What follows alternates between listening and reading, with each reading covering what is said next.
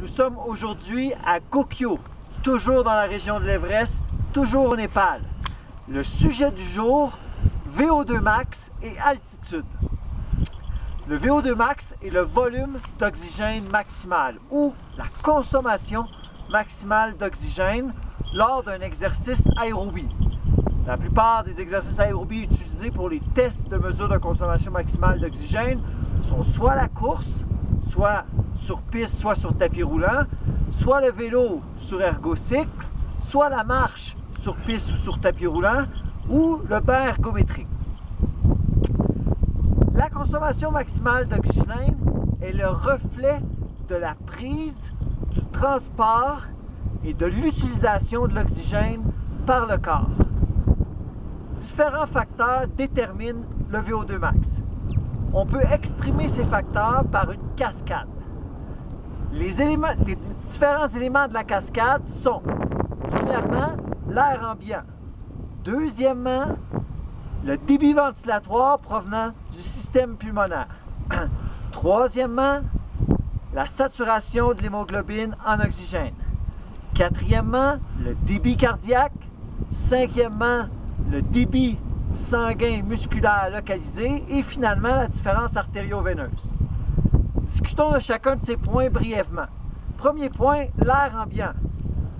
Partout, peu importe l'altitude, la concentration d'oxygène demeure à 21 %.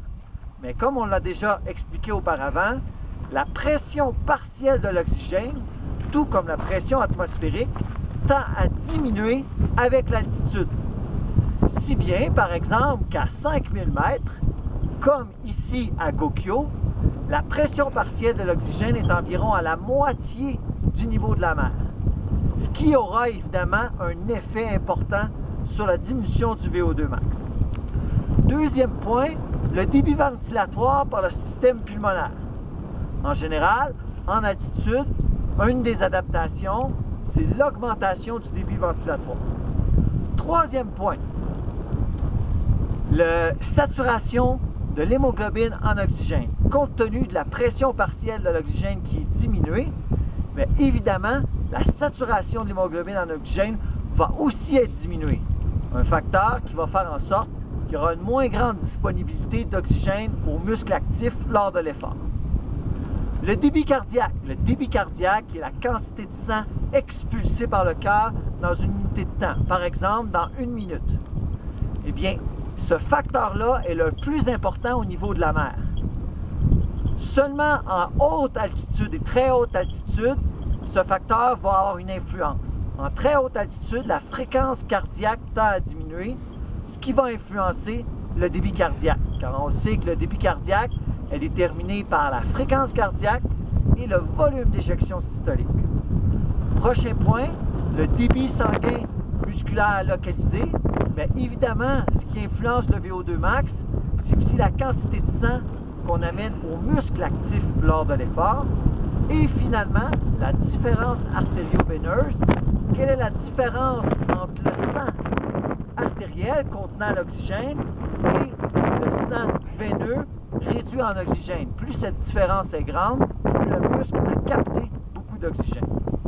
En résumé, les principales différences en altitude sont évidemment la pression partielle de l'oxygène qui est diminuée, plus l'altitude est élevée. Et aussi le débit cardiaque qui peut être diminué en très haute altitude. En général, à partir de 1000 mètres, il n'y a pas de différence avec le niveau de la mer au niveau du VO2 max. Seulement chez les athlètes qui ont des très hauts débits ventilatoires, on va observer une légère diminution. Chez l'ensemble de la population, ça va être à partir de 2500 mètres qu'il y aura une diminution du VO2 max d'environ 5 à 10 %. Ici, à Gokyo, on peut s'attendre à une diminution de VO2 max qui va tourner autour de 40 à 50 à 60 %, tout dépendant des individus.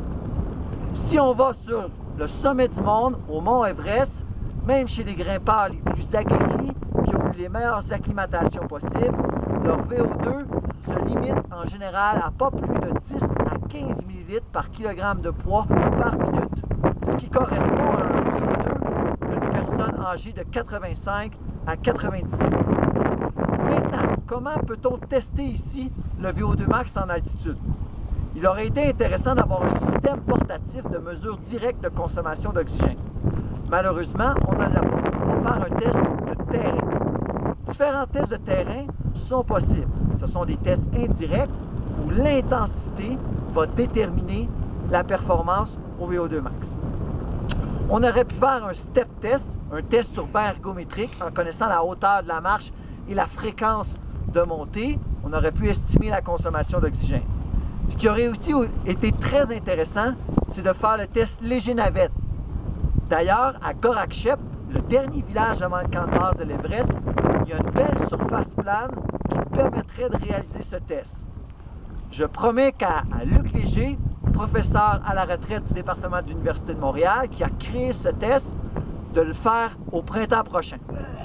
Ce qu'on va faire, nous, comme test, ça va être un test en montée en pente inclinée. La durée du test va être 6 minutes. Pourquoi 6 minutes? Parce qu'on sait qu'on est capable de maintenir l'intensité correspondant au VO2 max pendant 5 à 7 minutes. Donc, la vitesse de déplacement moyenne, ou plutôt la déplacement vertical moyen, va nous permettre d'estimer la consommation d'oxygène. Donc, au cours du test, la personne va essayer de franchir la plus grande distance possible verticale en 6 minutes. La pente qu'on a ici à ma gauche, qu'on va utiliser, est environ d'une inclinaison de 20 %. À partir de, en connaissant cette estimation, on va pouvoir estimer la consommation d'oxygène en mesurant l'altitude de départ et l'altitude finale. Passons maintenant au test.